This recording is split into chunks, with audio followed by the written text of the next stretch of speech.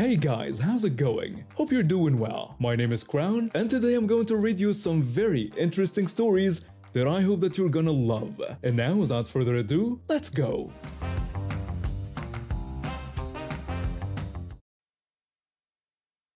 I've been running my restaurant for over 20 years. It's a nice place, not too fancy, but people like it. We serve good food, and I'm proud of what we've built. About 5 years ago, this family started coming in regularly. At first, they seemed okay, just another group of customers. But then things started getting weird. They'd always ask for a special treatment, like getting seated first, even when others were waiting. I tried to be nice about it, but it was starting to annoy my staff and other customers.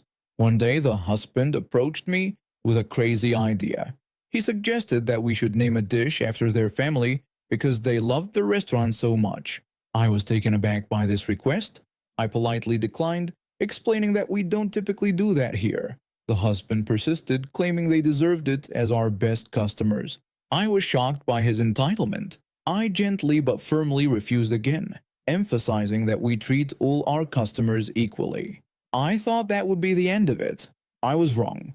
For weeks, they kept bringing it up every time they came in. The wife was the worst. She'd corner me when I was busy and start talking about their family legacy and how important they were. I tried to be polite but firm, reiterating my refusal and excusing myself to get back to work. It was getting ridiculous. They even started bothering my staff about it. My head chef came to me one day, looking stressed. He explained that the family had cornered him in the kitchen again, insisting he should create a special dish just for them. He was at a loss for how to make them stop. I apologized to him for the situation and promised to address it again. I tried one more time to reason with them, but they wouldn't listen. Then, one day, I got served with legal papers. They were suing me. The lawsuit claimed I was disrespecting their legacy and denying their distinguished taste the recognition it deserves. It was complete nonsense. I had to hire a lawyer, which wasn't cheap. We went to court, and that's when things got really crazy. The family showed up with this big fancy frame. They claimed it was their family crest and started waving it around like it was some kind of royal seal. In court, the wife tried to use their family crest as evidence of their distinction, arguing that I was refusing to honor their legacy. The judge dismissed this, stating that a family crest was irrelevant to the case. The husband then made an outrageous claim that they deserved to own the whole restaurant. My lawyer and I were astounded by their audacity. The wife continued her tirade, accusing my head chef of culinary treason for refusing to create a masterpiece in their name.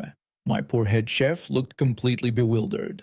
The judge was clearly losing patience and pointed out that culinary treason wasn't a recognized legal charge. He asked if they had any actual evidence of wrongdoing. They didn't have any evidence, of course. It was all fabricated. But they continued ranting about how they were practically royalty and I was some kind of peasant who didn't know my place. It was absolutely insane. Finally, after what felt like hours of this nonsense, the judge had enough. He dismissed the case, stating that I had every right to name or not name dishes as I saw fit. He strongly advised the plaintiffs to stop harassing my restaurant staff. I thought that would be the end of it, but the wife started screaming about how unfair it all was. The judge threatened to hold her in contempt of court if there were any more outbursts and declared the case over. As we were leaving the courtroom, the husband made one last threat. He warned that they would tell everyone not to eat at my restaurant. I'd had enough at that point and told him to go ahead, stating that I'd rather lose their business than deal with this for another day. And you know what? They did try to badmouth my restaurant, but it backfired on them. When people heard the whole story, they thought the family was ridiculous. I actually got more customers because of it. People would come in and joke about wanting the entitled special. In the end, I decided to add a new dish to the menu. I called it the humble pie. It's become one of our most popular items. Every time someone orders it, I can't help but smile. Sometimes, the best way to deal with entitled people is to just let them show everyone how ridiculous they really are. My husband and I had been trying for a baby for years. We went through so many treatments, and finally, Our little miracle arrived. We were over the moon. But having a newborn isn't easy. The sleepless nights, the constant crying, it's tough. We did our best to keep the noise down in our apartment, but babies cry. That's just what they do. About a week after we brought our son home, there was a loud banging on our door at 3 a.m. I opened it to find our neighbor from 2 floors up, red-faced and fuming. She angrily complained about the time and our baby's crying, accusing us of disturbing her sleep. I tried to apologize and explain that we were doing our best with our newborn, but she wasn't having it. She rudely reminded us that some people had to work in the morning before storming off. I felt awful, but what could we do? We tried everything: white noise machines, gentle music, even took turns walking him around the apartment. But babies don't run on schedules. For the next few weeks, we'd get nasty notes slipped under our door. They contained hurtful messages telling us to keep our baby quiet and questioning our parenting abilities. It was painful to read, but we tried to ignore it. Then one day, there was a knock at the door. I opened it to find a man in a suit. He introduced himself and explained that he was there to serve us with a lawsuit. To my shock, he informed me that our child was being sued for disturbing the peace. I was incredulous at first, thinking it must be a joke, but it wasn't. Our neighbor was actually suing our 2-month-old baby. The story hit the local news, then went national. People couldn't believe it. Neither could we. We tried to reason with her through her lawyer, but she wouldn't budge. She wanted us evicted and wanted damages for her pain and suffering. It was ridiculous. Things got even crazier a few days later. I was home alone with the baby when I heard someone fumbling with our lock. Suddenly, the door burst open, and there stood our neighbor, waving a stack of papers. She triumphantly announced that she had caught us and claimed she was now a lawyer too, serving us herself. I protested against her illegal entry, but she dismissed my concerns, insisting she could do whatever she wanted because she was suing us. She tried to force the papers on me, but when I backed away, she threw them on the floor and stormed out. I was shaking as I called the police and my husband. That was the last straw. We decided to fight back. We hired a real lawyer and countersued her for harassment and breaking and entering. The day of the trial came, and it was like a circus. News vans everywhere, people holding signs supporting us or her. It was surreal. In the courtroom, our neighbor insisted on representing herself. She stood up, all puffed up with pride. She launched into a dramatic speech, claiming that we and our noise-making machine had ruined her life, causing sleeplessness, job loss, and even hair loss. She dramatically referred to our baby as a tiny terrorist. Our lawyer calmly responded, explaining that we were simply parents caring for our child, and that the defendant's actions, including breaking into our home, were clearly harassment. The judge looked bewildered throughout the whole thing. Our neighbor kept interrupting, shouting objections to everything, even her own statements sometimes. At one point, she even tried to call our baby to the stand as a witness. When the judge pointed out that a 3-month-old couldn't testify, she bizarrely claimed this proved her point about the baby being too young to make noise. It went on like this for hours. Finally, the judge had enough. He expressed his disbelief at the situation, firmly stating that an infant couldn't be sued for natural behavior. He dismissed the case, ordered our neighbor to pay damages for harassment, and recommended she seek counseling. Our neighbor reacted poorly to the verdict, screaming about unfairness and threatening to appeal to the Supreme Court. She was eventually escorted out by security, still yelling. In the end, we got a restraining order against her, and she was evicted from the apartment complex for her behavior. We used the money from the damages to soundproof our apartment a bit better, just to be considerate to our other neighbors. It's been a few months now and things have calmed down. Our little guy is sleeping better, and so are we. Sometimes I still can't believe it all happened, but I guess that's life. You never know when you'll end up in court because your baby had the audacity to cry. I've lived in this cozy little town my whole life. It's the kind of place where everyone knows each other and we all come together for the holidays. Christmas has always been my favorite time of year. The twinkling lights, the smell of fresh baked cookies, and the sound of carols floating through the air. It's magical. That is, until they moved in. It was mid-November when the new family arrived. At first, we were all excited to welcome them. New faces in our small community were always a big deal. But it didn't take long for things to go south. I remember the day I first met them. I was hanging lights outside my house when their moving truck pulled up next door. I waved and called out a friendly greeting, offering to help them unpack. The woman, let's call her Karen, responded with a look of disdain, as if I'd just insulted her grandmother. She curtly declined my offer and then criticized the decorations, calling them tacky.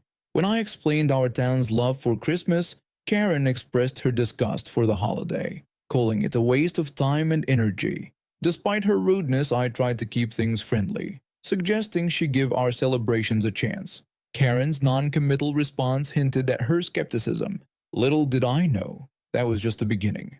A week later, I was at the grocery store when I overheard Karen complaining to the cashier about the Christmas decorations.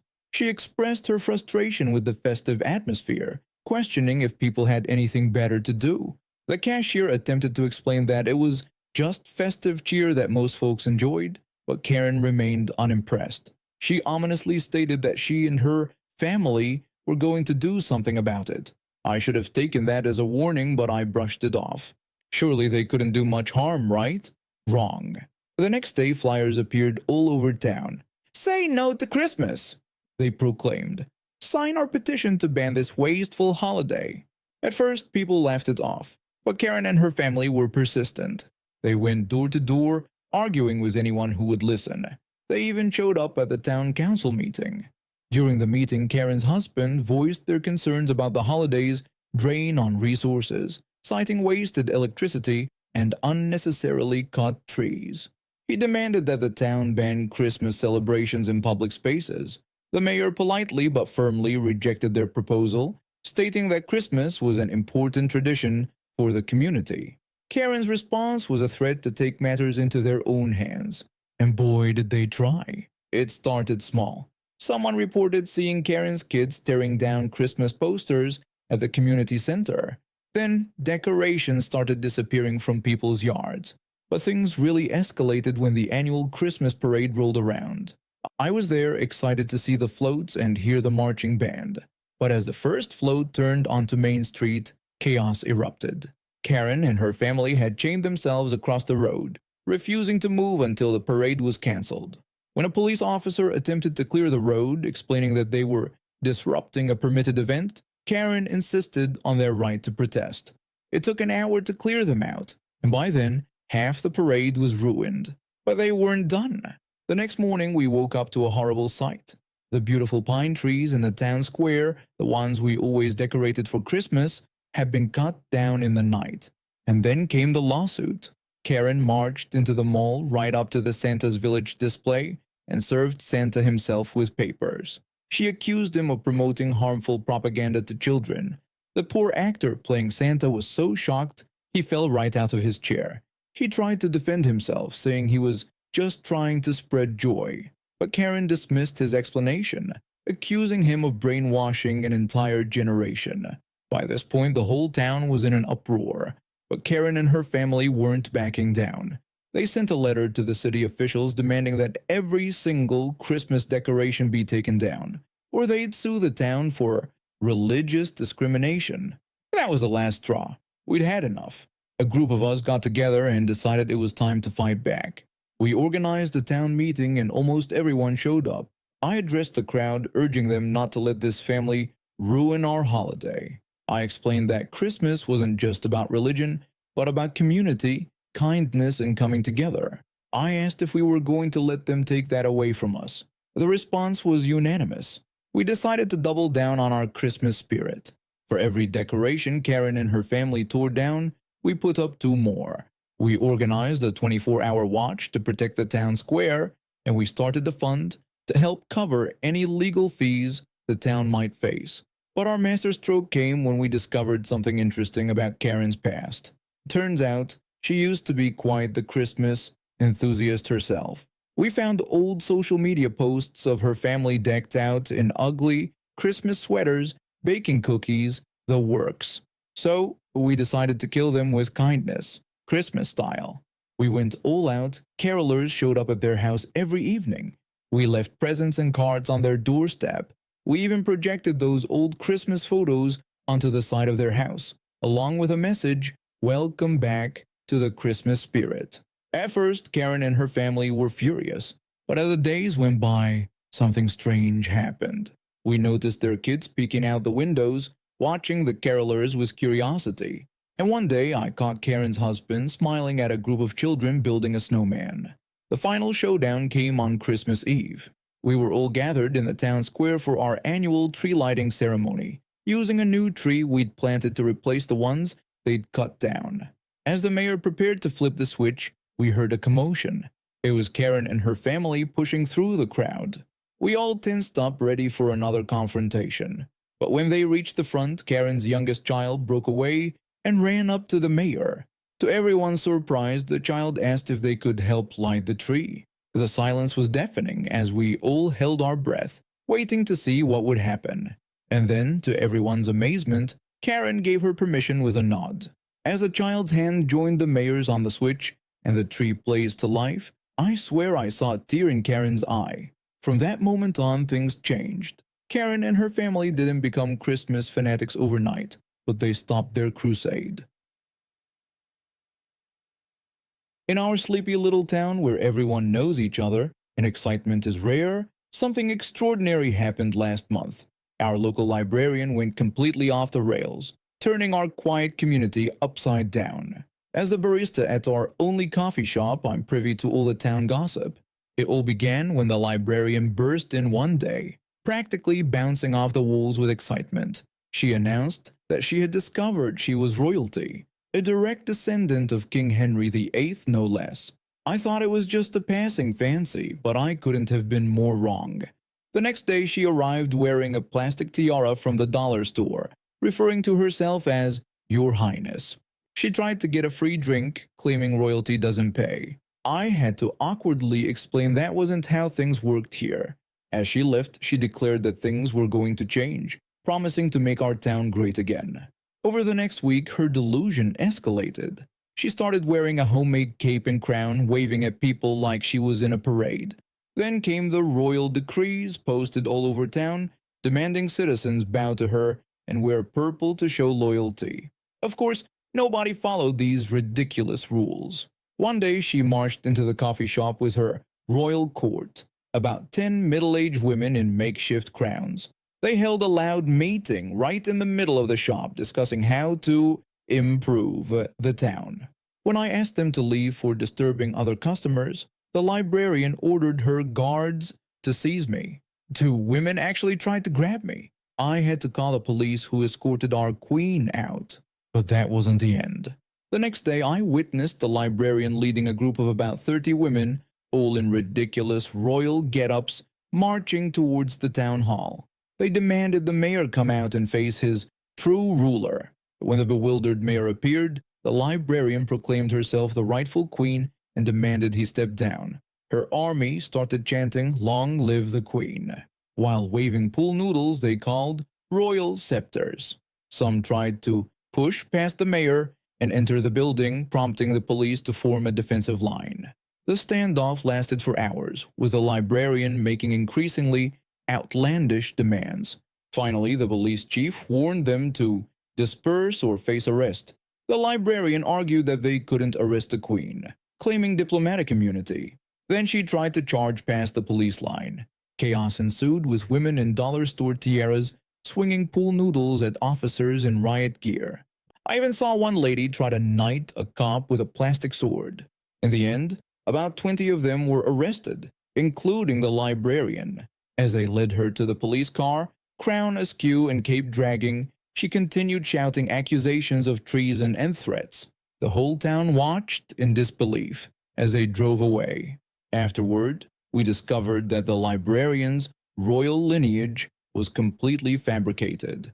She'd misinterpreted some old documents and convinced herself she was special. The judge ordered her to undergo a psychological evaluation and complete community service at the library she used to run. Months later, things have mostly returned to normal. The librarian moved away, likely too embarrassed to show her face around here anymore. But I can guarantee we'll be talking about the Queen of Crazy Town for years to come. Who knew our quiet little town could produce such a wild story? Looking back, it's almost hard to believe it all happened. One woman's delusion managed to captivate and disrupt our entire community. While it was happening, it felt surreal, like we were all extras in some bizarre movie. But now it's become part of our town's lore, a story we'll tell our grandchildren someday. In a way, maybe our former librarian did make our town great again, just not in the way she intended. For a few weeks, we were united in our collective disbelief, sharing laughs and shocked expressions over coffee as each new development unfolded. It brought us together, gave us something to talk about besides the weather and local sports teams.